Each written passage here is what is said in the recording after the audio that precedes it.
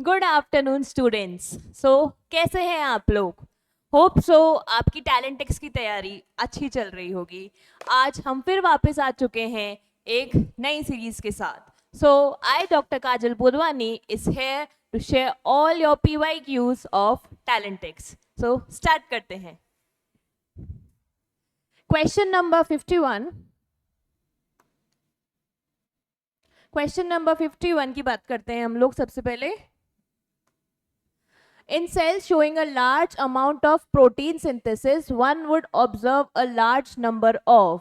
Specify कर दिया उसने प्रोटीन सिंथेसिस, यानी कि मुझे यहीं से क्लिक कर जाना चाहिए कि प्रोटीन सिंथेसिस यानी सेल की बात की जा रही है। सेल का कौन सा कंपोनेंट है जो प्रोटीन सिंथेसिस में हेल्प करता है?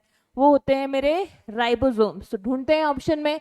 चलो, सबसे पहला ही राइबोसोम दे दिया तो हमारे लिए बहुत इजी हो गया। आगे भी देख लेते हैं। लाइसोसोम प्रोटीन सिंथेसिस में हेल्प नहीं करते।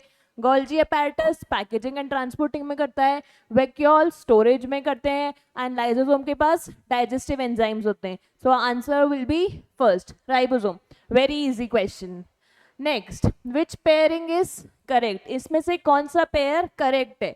देखते हैं। सेरीकल्चर फिश, सेरीकल्चर यानी कि silky rearing, so this is wrong.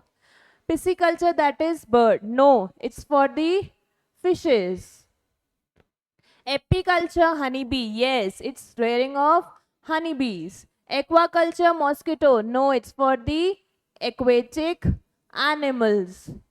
Aqua से ही क्लियर हो रहा है कि aquatic animals की बात की जा रही है. So correct pair is apiculture, that is rearing of honeybees. Clear? Again easy question.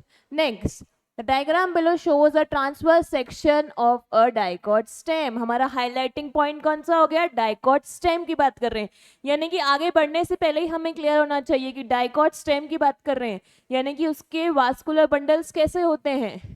यानी कि कॉन्जॉइंट, कॉन्जॉइंट यानी कि एक ही रेडियस पे लाए करते हैं हमारे जाइलम और phloem. Open type of, open यानी कि cambium is present between xylem and phloem. तो वही देख लेते हैं। अब क्या पूछा है इसने? Which part is involve in carrying water and minerals up to the stem?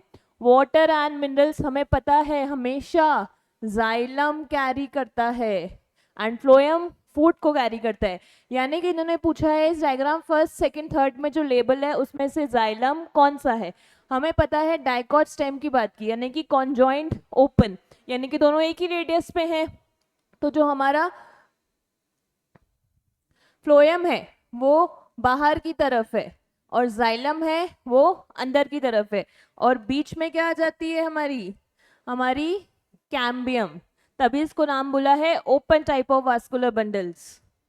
सो अब हम बात करें कि इसमें से जाइलम कौन सा है, यानी कि जो अंदर की तरफ है। फर्स्ट यानी कि इसकी वाई क्या हो गया मेरा? फर्स्ट वाला विल बी आर फ्लोएम जो बाहर है। Third, that represents are xylem. And second जो कैम्बियम, तो ये बाहर वाली हो गई डैश डैश वाली लाइन, लेकिन ये अंदर इसके क्या हो गया? हमारी pith. So this is also not describing the xylem. So xylem कौन डिस्क्राइब कर रहा है? Third only. Clear? Moving to next question. Observe the figure and identify the correct label parts. ये पहले भी ऐसा सेम फिगर हमको मिला था जहां पे हमें आर्टरीज और वेन्स का डिस्क्रिप्शन करना था। दिस शोज कि this human section of heart is very very important. चलो देखते हैं। हम लोग पहले लेबलिंग खुद से ही करते हैं, बाद में हम लोग मैच करेंगे। अगर ए की बात करें, ए शोज आर पल्मोनरी आर्टरी, देख सकते हैं हम लोग कनेक्टेड है। नेक्स्ट, बी, सी दिख रही है यहाँ पे 4 pulmonary veins. B and C represents a pulmonary veins. Next, this represents our right atrium, this is right ventricle, left atrium, left ventricle। तो left atrium left ventricle के बीच में कौन सी wall? that is our mitral wall और bicuspid wall। उसके अलावा G represents our septum। Exact NCERT का diagram दे दिया है लेबल करने को। Next, right atrium and right ventricle के बीच में हमारी कौन सी wall? That is our tricuspid wall। And next, E represents our inferior vena cava, ये वाला पार्ट हमें लेबल नहीं है, ये क्या आ गया, superior vena cava, and this one is our aorta. Clear, अब मैच कर लेते हैं labelling. First D mitral wall, yes this is correct. C pulmonary vein, हमें यहीं पे आंसर मिल गया, स्टिल आगे भी चेक कर लेते हैं। A superior vena cava, no, A is pulmonary artery. E inferior vena cava, यहाँ तक तो सही है but A is wrong. F tricuspid wall, yes. C is pulmonary artery, no, this is wrong, pulmonary vein. B pulmonary artery, no, again it's pulmonary vein. And G septum, G correct है but B wrong है, so answer is first. exact NCERT का diagram है, बार बार पूछा जा रहा है, यानी कि ये मस्ट है कि हमें इसको अच्छे से पढ़ना ही है। Clear, moving to next question. Suppose you were a neuroscientist and had been given a sample of a new snake venom. Snake venom का हमें एक sample दिया गया है. You test its effect on action at a synapse and find that it increases the magnitude of the normal depolarizing excitatory response. हमारा highlighting word, यानी कि हमने देखा कि उसने मैग्नीट्यूड को इंक्रीज किया, यानी कि एक्साइटेशन किया, यानी कि इफेक्ट को और एनहांस किया, ज़्यादा बढ़ाया, इनिबिट नहीं किया। तो क्या पूछा है, the most likely explanation for this venom is, कि हमें पता है अगर उसने बोल दिया एक्साइट किया यानी कि इफेक्ट को बढ़ाया, यानी कि जो वेनम है वो कहीं ना कहीं हमारे न्यूरोट्रांसमीटर से मैच कर रहा है, तभी जाके वो एक्साइटेटरी फेज में जा पाया है। ऑप्शंस देखते हैं। First, blocking response of neurotransmitter from this vesicle, अगर ब्लॉक होता तो इनिबिट करता, तो this is wrong. Binding with the neurotransmitters receptors to interfere with neurotransmitter binding, अगर बाइंड करता तो अगेन वो इनिबिट करता, लेकिन यहाँ तो एक्साइटेशन की बात हो रही है। Binding with the neurotransmitters to mimic the action of neurotransmitters, yes, it is mimicking the, that is mimicking यानी कि copying the exact action of neurotransmitter, तभी जाके वो एक्साइट कर रहा है, यानी कि उसका इफेक्ट और एनहांस हो पा रहा है और बढ़ पा रहा है। क्यों? क्योंकि हमारा वेनम एग्जैक्टली कॉपी कर रहा है न्यूरोट्रांसमीटर को। नेक्स्ट ऑप्शन भी देख लेते हैं, acting to break down the neurotransmitter in synaptic cleft, अगर ब्रेक डाउन होता तो अगेन एक्साइट नहीं होता, so answer will be third. A very easy question, आपने अगर वर्ड कैच कर लिया एग्जैक्ट तो आप डायरेक्ट आंसर तक पहुंच सकते हो। Clear, moving to next question. What route does carbon dioxide follow as it leaves the body, carbon dioxide क्या हमारी बॉडी में रूट फॉलो करता है, यानी कि जब एक्सहेलेशन होता है उस टाइम पे क्या ऐसा हो रहा है,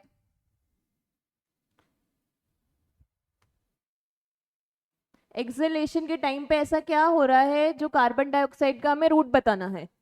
पहले देखते हैं, हमें पता है कार्बन डाइऑक्साइड जब लीव कर रही है हार्ट से, हमें दिख रहा है पल्मोनरी वेन आर्टरी, हमें यहाँ से स्टार्ट किया है, यानी कि हार्ट से जब लीव कर रहा है कार्बन डाइऑक्साइड तब कैरी ऑन होगी जब डीऑक्सीजनेटेड ब्लड होगा, यानी कि डीऑक्सीजनेटेड ब्लड कौन कैरी करता है, मेरा राइट वेंट्रिकल से कैरी करता है ये पल्मोनरी आर्टरी, कहाँ को देती है, लंग्स को। तो पहले ऑप्शन में यानी कि पल्मोनरी आर्टरी, तो ये दोनों तो पहले ही कैंसिल आउट हो गए। आगे चेक करते हैं, पल्मोनरी आर्टरी ने लंग्स को दिया, लंग्स किस में आती है, लंग्स से हमारी एल्वियोलाई, एल्वियोलाई से हमें पता है आगे पासेज कहाँ कैरी होता है, हमारे bronchioles, bronchiole then bronchus, wait, yes that is हमारे ब्रोंकियोल प्राइमरी सेकेंडरी, उसके बाद हमारे ब्रोंकस और छोटे, सो आगे एल्वियोलाई फिर ब्रोंकियोल देन ब्रोंकस, यानी कि ब्रोंकियोल ज्यादा छोटे, फिर आगे उसके बाद bronchi, that is a primary and secondary bronchi, and bronchioles are initial bronchiole, respiratory bronchiole, terminal bronchioles, इन सब की बात कर रहे हैं। First is initials, then are terminal bronchioles, then respiratory bronchiole, जहां से हमारा रेस्पिरेटरी जोन स्टार्ट होता है, यानी कि एल्वियोलाई से कौन कनेक्ट करता है, ब्रोंकियोल, जो कि और छोटे होते हैं, उसके बाद थोड़ी और बड़े हमारे bronchi, that is primary and secondary bronchi, जिसको इन्होंने ब्रोंकस बोला है, सो answer will be fourth. Clear, easy है। अगेन अगर हमें रेस्पिरेटरी सिस्टम का पाथवे याद है कि कैसे हमारी एयर ट्रैवल कर रही है, कैसे फ्रॉम नोज टू एल्वोलाइट तक रीच कर रही है, तो हम इजीली इसको एक्सप्लेन कर सकते हैं क्योंकि हमें ऑपोजिट पाथवे बताना है कैसे CO2 आउट हो रही है. Next, which one of the following identifies X and Y and shows their function. पहले भी ये क्वेश्चन आ चुका है, again it's repeating, that means it's the very important topic. देखते हैं एक्स क्या है, हमें क्लोरोप्लास्ट का डायग्राम दिया हुआ है.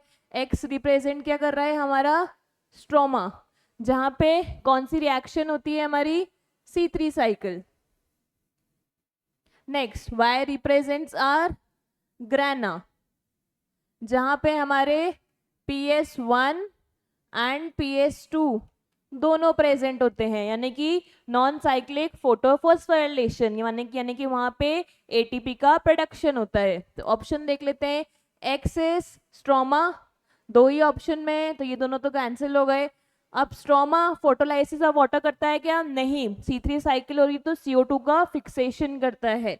एंड हमें पता है ग्रेना में नॉन साइक्लिक फॉस्फोरिलेशन हो रहा है, यानी कि वहां पे वाटर का ब्रेकडाउन होता है, that is photolysis of water. So answer will be fourth, stroma CO2 fixation and grana photolysis of water. Clear, again easy one. Moving to next, which one of the following is not true for excretion in plants. excretion in plants के लिए कौन सा true यानी कि incorrect है इन चारों statements में से. पहले देख लेते हैं, in plants no definite excretory system और organ is present for the removal of waste. Exact NCERT की लाइन है कि कोई भी ऑर्गन जैसे हम लोगों में एक्सक्रीटरी सिस्टम होता है, प्लांट्स में प्रेजेंट नहीं होता है. This statement is correct. In higher plant the waste material deposited in various body parts. Yes, हम लोग अगर हायर प्लांट्स की बात करें तो अलग अलग वेस्ट अलग अलग पार्ट्स में डिपॉजिट होता है. नेक्स्ट बात करें, CO2 and O2 are produce as waste during respiration in plants. हम अगर रिएक्शन की बात कर लें फोटोसिंथेसिस की, CO2 plus water that is 6CO2 plus 12H2 in the presence of chlorophyll and sunlight gives you C6H12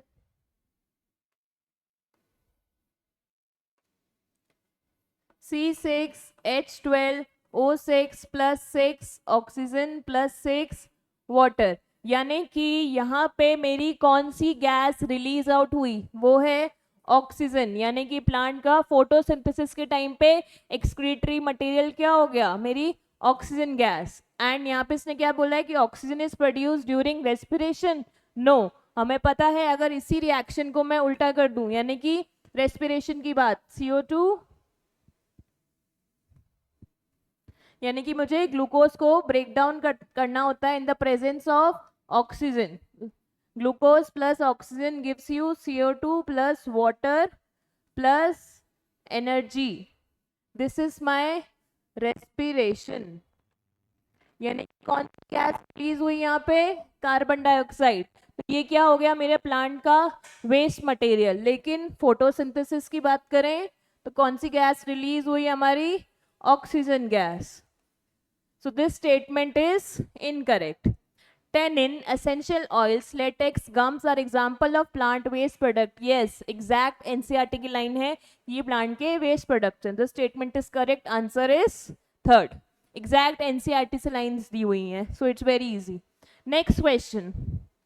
That's a very good question. It has to be focused.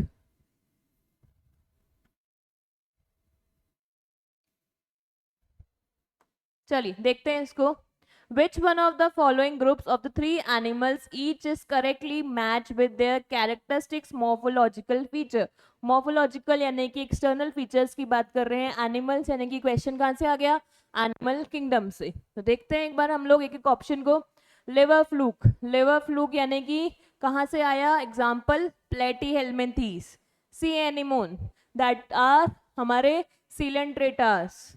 Next sea cucumber हमारे echinoderms. अब इन तीनों में हमको कौन सी symmetry दी है, bilateral symmetry. क्या ये सही है, नहीं. इनमें कौन सी सिमेट्री होती है, रेडियल सिमेट्री तीनों में. नेक्स्ट टेनिपीट, प्रॉन, ये हमारे क्या हो गए, आर्थ्रोपोड्स. उसके अलावा sea urchin are echinoderms again. Possess nematoblast, nematoblast हमारे सीलेंट्रेटा की कैविटी में प्रेजेंट होते हैं. So this statement is again wrong. Next, scorpion arthropod, spider arthropod, cockroach again arthropods. ये सारे हमारे आर्थ्रोपोड्स में आते हैं. पोजेस जॉइंटेड अपेंडेजेस, यस हमारे आर्थ्रोपोड्स के पास जॉइंटेड अपेंडेजेस होते हैं जो कि हमारा लार्जेस्ट फाइलम है. सो answer is third. Still fourth भी देख लेते हैं. कॉकरोच एंड लोकस्ट अगेन हमारे आर्थ्रोपोड्स में आ गए. एंटीनिया दैट इज टैपवॉर्म यानी कि प्लेटीहेल्मिन्थीज की बात कर ली. मेटामेरिक सेगमेंटेशन यानी कि मेटामेरिज्म, हमें पता है metamerism arthropods, annelids and chordates में होता है, प्लेटीहेल्मिन्थीज में नहीं होता है. So again this statement is wrong. Answer is third. अगर हमें basis of classification and examples हर एक के याद है तो this question can be solve very easily. Okay, moving to the next question. Match the column and select the correct option. हमें correct options को मैच करना है. टेंडन, सबसे पहले टेंडन का काम क्या होता है? Type of connective tissue which connects muscle to bone, यानी कि ए का आर. नेक्स्ट, ब्लड, हमें पता है blood is also connective tissue but it is fluid connective tissue, B का P. Next, WBC, WBC helps in fighting with the organisms or helps in protection. So B, WBC protection against disease causing microorganisms. C, thrombocytes यानी कि platelets helps in blood clotting. So D is Q. So answer is A R, B is P, C is S and D is Q. Second one. Clear? Moving to next, when a person breathes in, what happens to diaphragm and to ribs? Breathe in यानी कि किसकी बात कर रहे हैं हम लोग? Inhalation की. इनहेलेशन की हमें पता है डायफ्राम कॉन्ट्रैक्ट करता है, डोम शेप से फ्लैटन हो जाता है, और रिब्स और sternum outward and upwards move करती है क्योंकि वॉल्यूम रेज होती है. सो ऑप्शन देख लेते हैं. ये दोनों तो पहले कैंसिल हो गए. Flat moves upwards and outwards. Exact NCERT से डायरेक्ट आंसर्स दिए हैं. So it's a very easy paper. Moving to next. Match the columns and select the correct option. Sexually transmitted disease यानी कि STD, इसमें से हमारी कौन सी हो गई? यानी कि सिफिलिस. ये हमारी सेक्सुअली ट्रांसमिटेड डिजीज होती है, HIV के साथ सिफिलिस भी. सो P का फोर्थ. तो ये दोनों ऑप्शन तो पहले ही चले गए. आगे देखते हैं. और ड्रॉपलेट इन्फेक्शन यानी कि मैंने खांसी किया, छींका, तो जो से ड्रॉप्स गए वो पहले एटमॉस्फेयर में, तो वो कौन सा होता है? वो होता है हमारा इन सब में से ट्यूबरकुलोसिस यानी कि क्यू का first. Next, animal bite. Animal bite से कौन सी डिजीज कॉज होती है? जो कि हमारे रैबीज, जनरली डॉग के बाइट करने से. सो आर का थर्ड. अगर हम यही ऑप्शन चेक करें तो हमें आंसर यही मिल गया. स्टिल आगे वेरीफाई करते हैं. Sand fly that causes kala azar and house fly that causes cholera. Clear? So answer is fourth. Again easy one. आप इजीली आपको आप 2-3 ही चेक करोगे तो हमको आंसर वहीं से मिल जाएगा. आगे फिर भी हमें वेरीफाई करके रखना है कि ऑप्शन तो करेक्ट है ना, कहीं कुछ गलत तो नहीं है. Moving to next. A biologist studied the concentration of urine produced by a terrestrial mammals. Mammals क्या प्रोड्यूस करते हैं? हमारे यूरिया यानी कि ureotelic. A fresh water fish यानी कि ammonia, ammonotelic, and a marine fish again urea that is ureotelic. Which row of observation would be the most likely for these organism in their natural environment? कि natural environment में अगर ये रह रहे हैं तो उस टाइम पे इनका यूरिन कैसा प्रोड्यूस होगा? ऑप्शन देखते हैं. टेरेस्ट्रियल मैमल डाइल्यूट, हमें पता है हम लोग लैंड पे रहते हैं तो कैसा यूरिन होगा? हमारा concentrated urine. So option first and third तो पहले ही cancel. Next, fresh water fish यानी कि उसके पास पानी बहुत ज़्यादा है तो उसको पानी की रिक्वायरमेंट हाई है, तो उसका यूरिन हमेशा पानी ज़्यादा तो यूरिन भी डाइल्यूट ही रहेगा. और पानी की जब कमी होती है तब जाके यूरिन को हम कंसंट्रेटेड करते हैं, बट पानी ज़्यादा तो यूरिन डाइल्यूट, जो कि दोनों ऑप्शंस में. Okay, let's check. Next, marine fish यानी कि अगेन इसको यूरिन कंसंट्रेटेड बनाना है क्योंकि इसके पास पानी ज़्यादा नहीं है, सॉल्ट्स ज़्यादा है. मराइन यानी कि सॉल्टी वाटर है, तो हमें यूरिन को कंसंट्रेटेड फॉर्म में आउट करना होता है. सो answer will be the fourth. Mammals concentrated urine, fresh water, dilute urine, and marine concentrated urine. Clear? Moving to the next question. It's a good one question. The given graph shows where carbohydrates, proteins, and fats are digested as food moves along the different parts of the alimentary canal from J to O. J हमें buccal cavity दिखा रखा है and O हमें anus दे रखा है. Which of the following correctly identifies K, L, M and N? हम जैसे जैसे आगे बढ़ रहे हैं J से O की तरफ, K, L, M, N हमें आइडेंटिफाई करने हैं कि कौन से हमारे बॉडी के पार्ट्स हैं. एक हिंट दे रखी है हमें कि जो हमें ये वाली लाइन है, this represents are carbohydrates. Clear? ये वाली line, this represents are proteins. And अगर हम इस वाली लाइन को ले लें तो ये हो गए हमारे फैट्स. क्लियर? अब इसको देखते हैं एक एक करके कि क्या बोल रहे हैं. कि जे में जब हमने बात की, यानी कि कार्बोहाइड्रेट्स का डाइजेशन थोड़ा सा हो रहा है, हमें पता है एंजाइम सलाइवरी अमाइलेज प्रेजेंट होता है जो कि पार्शियल डाइजेशन ऑफ कार्बोहाइड्रेट्स करता है, यानी कि जे इज अ बक्कल कैविटी और माउथ. नेक्स्ट मूविंग टू के, यहाँ पे कांस्टेंट हो गया है, कुछ नहीं हो रहा है, यानी कि के हमारा क्या हो जाएगा, के विल बी आर ईसोफेगस, जहाँ पे कुछ एज सच नहीं हो रहा है कार्ब्स का डाइजेशन. नेक्स्ट आगे हम जा रहे हैं एल से एम. डाइजेशन कार्बोहाइड्रेट्स का भी हो रहा है, प्लस एल वो लोकेशन है जहाँ पे प्रोटीन का डाइजेशन स्टार्ट हो गया है. प्रोटीन का डाइजेशन हमेशा मेरी स्टमक में स्टार्ट होता है with the help of enzyme pepsin, यानी कि L clearly represents my stomach. Clear? Next moving to M, जहां पे कार्बोहाइड्रेट का भी डाइजेशन है, प्रोटीन का भी है, प्लस फैट का डाइजेशन भी स्टार्ट हो गया है. यानी कि हमें पता है स्मॉल इंटेस्टाइन ऐसी एक जगह है जहां पे bile juice plus pancreatic juice आता है, जहां से तीनों के डाइजेशन इजीली हो पाते हैं, यानी कि M represents are small intestine. Clear? Next N. N यानी कि कोई भी डाइजेशन नहीं हो रहा है इस एरिया में. ऐसा कौन सा बॉडी पार्ट है, that is are large intestine, जहां पे ओनली एंड ओनली वाटर का रीएब्जॉर्प्शन हो जाता है, कोई एसिड डाइजेशन में रोल प्ले नहीं करता है. एंड ओ हमें दे रखा है एनस, जहां से अनडाइजेस्टेड फूड पीसेस के फॉर्म में आउट हो जाता है. So our answer is oesophagus, stomach, small intestine and large intestine. Fourth one. Clear? अगर हमें पता है एक एक बॉडी पार्ट में क्या क्या डाइजेशन होता है तो हम इजीली चेक कर सकते हैं इस ग्राफ को. That's the easy one.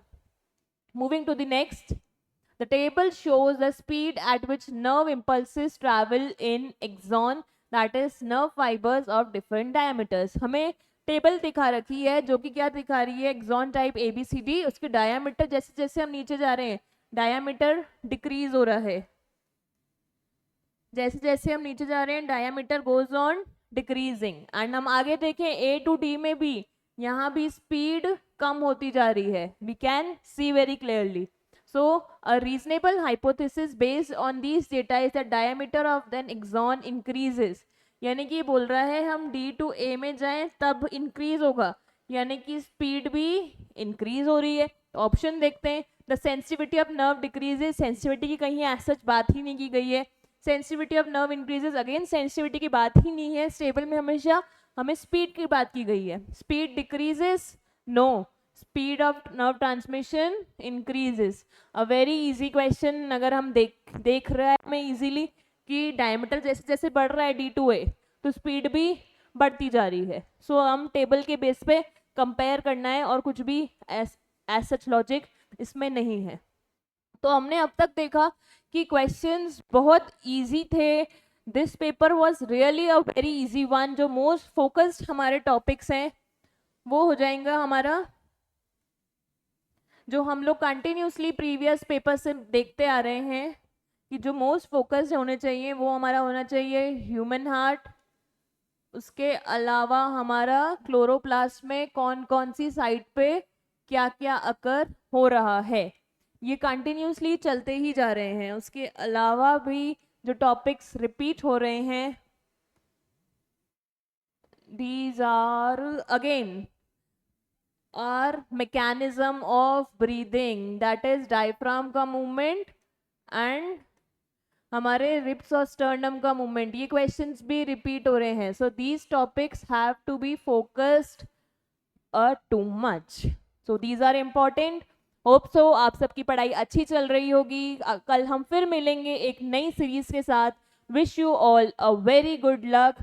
Thank you.